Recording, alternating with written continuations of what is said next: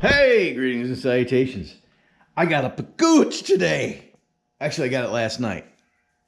A package. And it's on my urethane coated wood. Let's open it up and see what it is. I know what it is. Oh, yeah.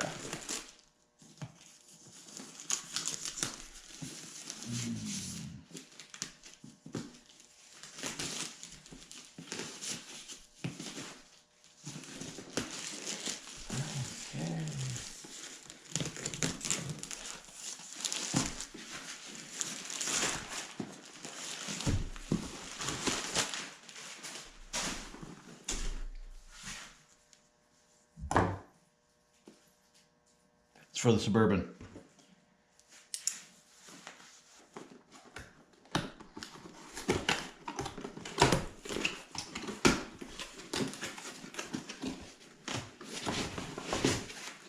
Oh, that's nice. Oh, it's got a red cap.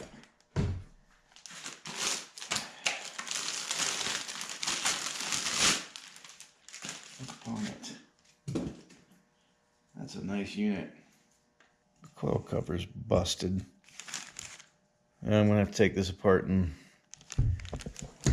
look at it. But anyway, the distributor that's on my Suburban right now, I have a 1991 3/4 ton Suburban that originally had a TBI fuel injected engine, and I took that engine out when I replaced the transmission now 4 years ago, probably 4 years ago. And because everything leaked on that engine, and I had a spare engine, so I put that spare engine in it, and it was a big block, and I ran that with a carburetor for a few years. And then I took that engine out and put it back in the dually that I have, and I went to go put this fuel injected engine back in, which I went through and re-ringed and put new gaskets and bearings in it, and I couldn't get the fuel injection system to work. So I converted it to carburetor again, and I got it running briefly, and I went to go get it started again a couple of weeks ago, and I couldn't get the thing to fire. I had used that same distributor in the big block years ago, and I had problems with it, and I bought one of these. Actually, the one I have in the big block is a billet distributor, which is the next step up to this, I think. But this is this looks like a pretty nice unit. Probably made in China. Let's see. Made and printed in China. Now, if the box is made and printed in China, or if the part is made in China, if I were a betting man, I would say that. Oh, look at that. CNC machine billet 6061 T6 aircraft grade aluminum housing.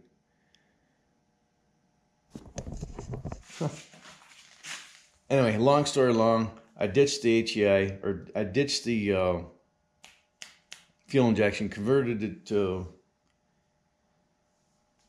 carbureted, and the great thing about these old 1974 through 1986 HEI style distributors is that you only need one wire to operate them, and the coil and everything is right in there.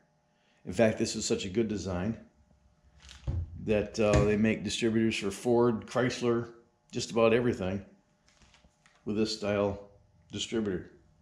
Of course, kids today don't even know what a distributor is because they have computers doing all this stuff for them. But I digress.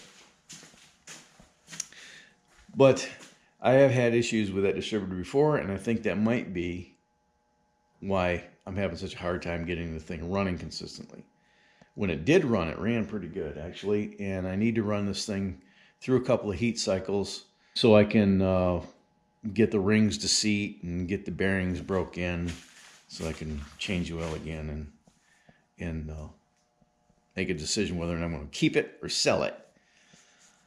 Bought this example on Amazon. It was like 50 bucks. I want to say it was around $50. Not bad. 50 bucks. I remember when I bought the one for the big block. It's the same damn distributor, and it cost me like 90. I'm going to take this thing apart a little bit, inspect this damage. I'm hoping it's just the cover and not the coil.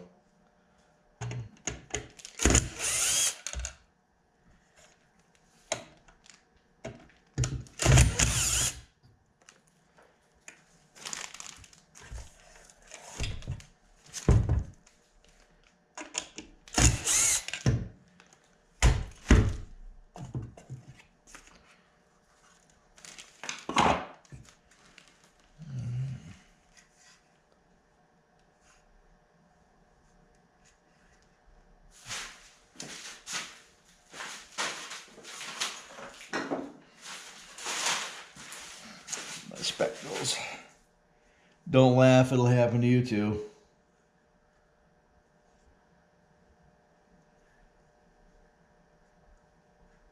Doesn't look like the coil's damaged, just the cover.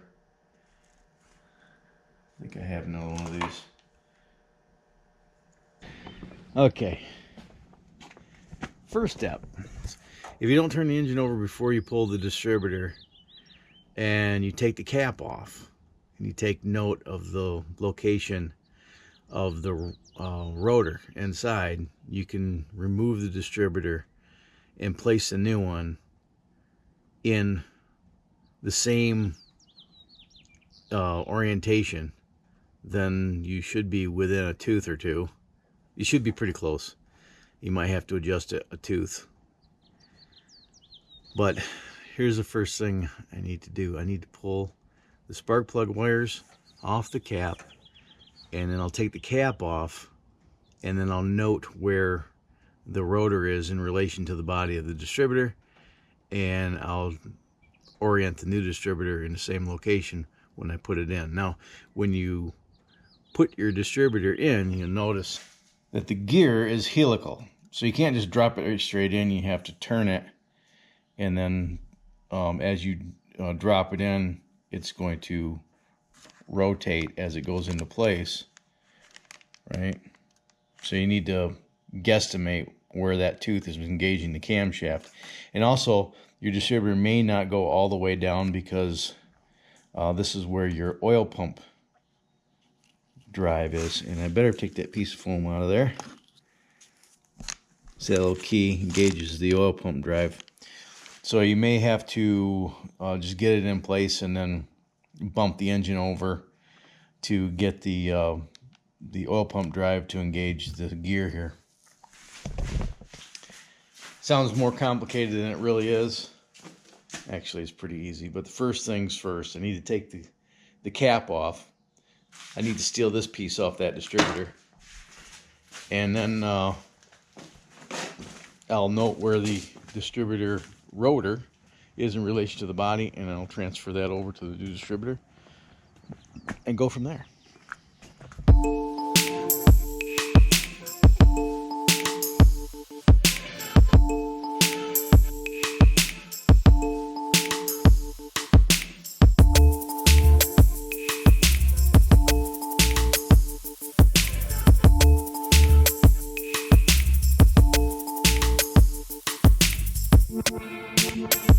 Looks like the distributor rotor is directly at the 6 o'clock position. So I need to pull, or at least loosen this 9/16 bolt that holds the distributor hold down. I need to loosen that so I can get the distributor out.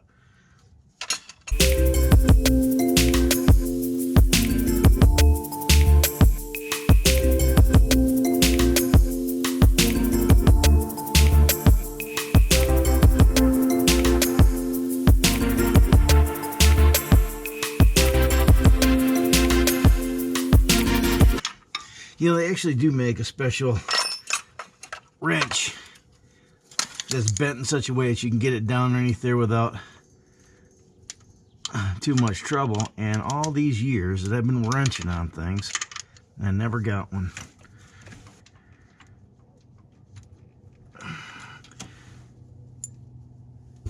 Set that there. Okay. Now all you gotta do is lift it out. Watch the rotor as I lift this thing up.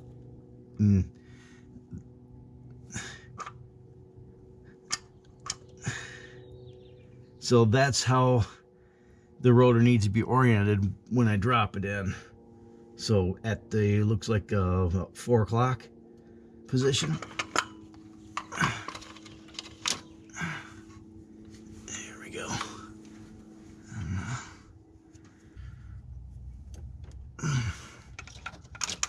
Go in here.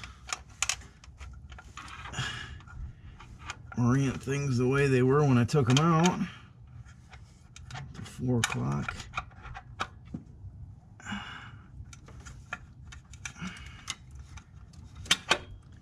There we go. No, it didn't go. There we go.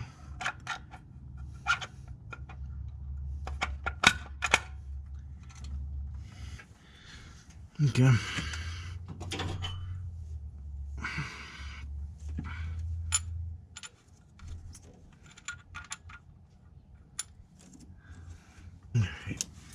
Now, we'll just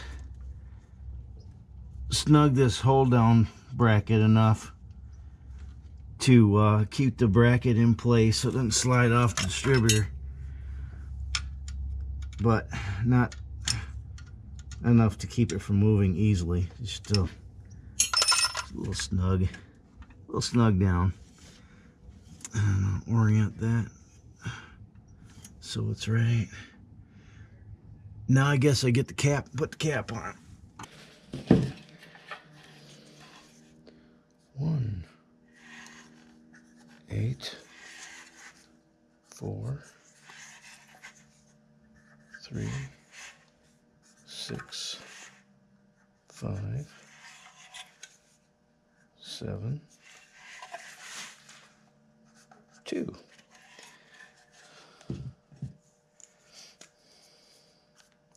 Now, if you have a label maker, you could make little labels to go on your spark plug wires that denote which boot is 1, 8, 4, 3, 6, 5, 7, 2. That way you don't have to think.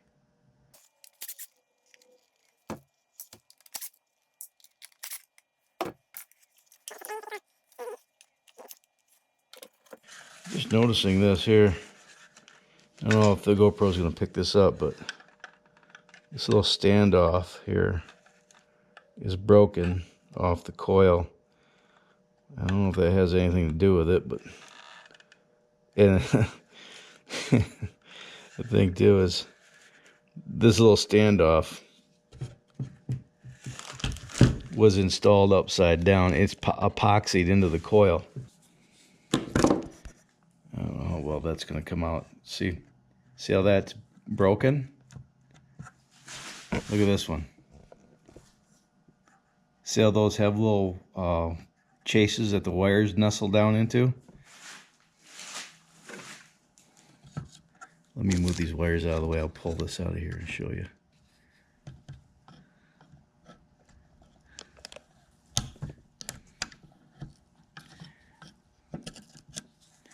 See how that was installed? Watch this.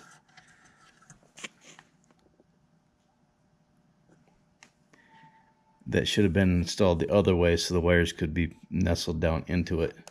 This thing was built wrong.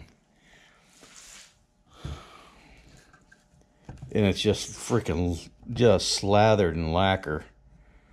Holy.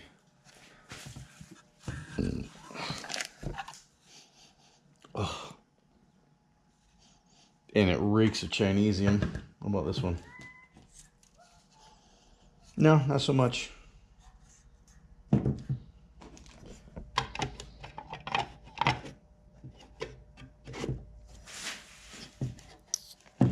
So if you're unfamiliar with the HEI, the GM HEI, this is one of the reasons why I love them so much.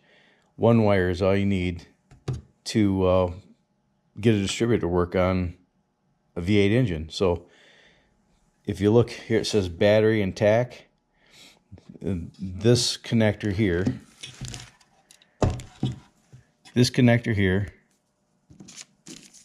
these three are connected here. This comes from the module inside the computer, inside the distributor, and this connector plugs into here.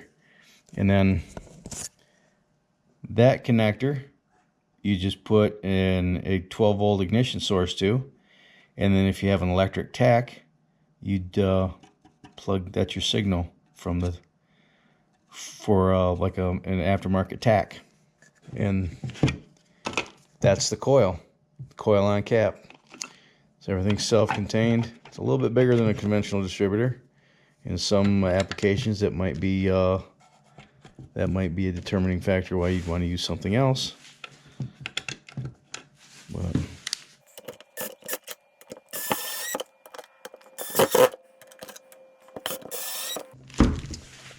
and realistically, these stock HEI distributors are good for engines up to 350, 400 horsepower. So anyway, let's put the cap back on, put the wires back up, see if I was right in my diagnosis.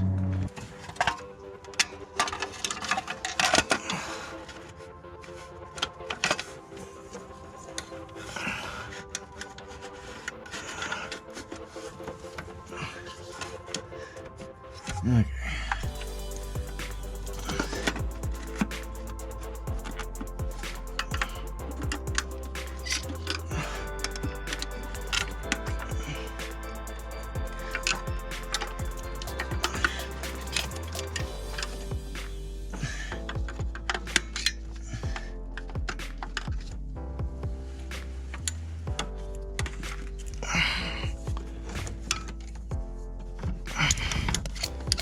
Oh, sorry.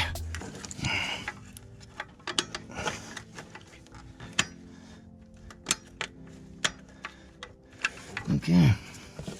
Then this right here is a switched 12 volt source ignition. Put that on right there. Sorry for the camera working. Shaking the piss out of the camera. Okay.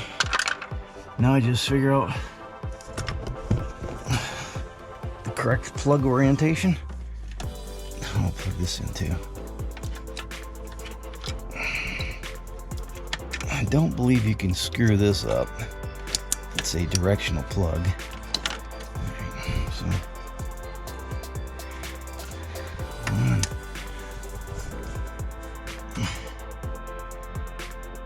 so now all I need to do is make sure I'm plugging the right spark plug into the right post on the distributor. And then we'll try to give this thing a fire up and see if it works. Alright. Plug wires are hooked up. Battery charger's hooked up.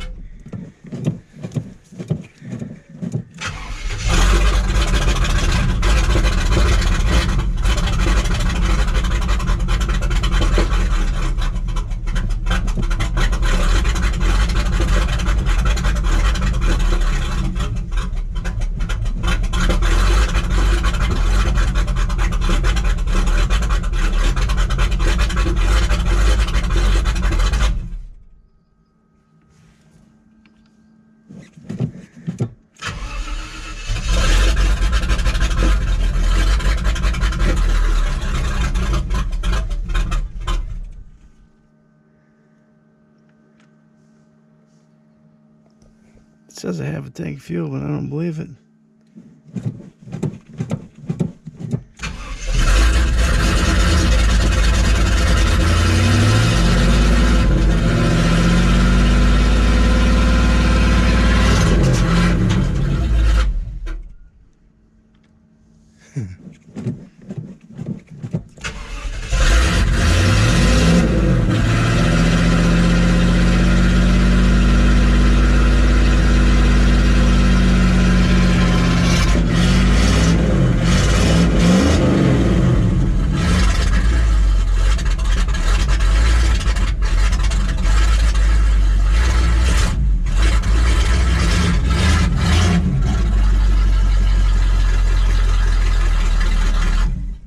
Okay.